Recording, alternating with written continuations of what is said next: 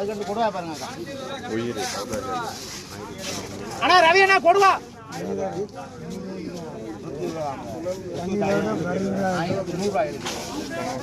அம்மா உசுரா இருக்கு விளந்த சொல்றேம்மா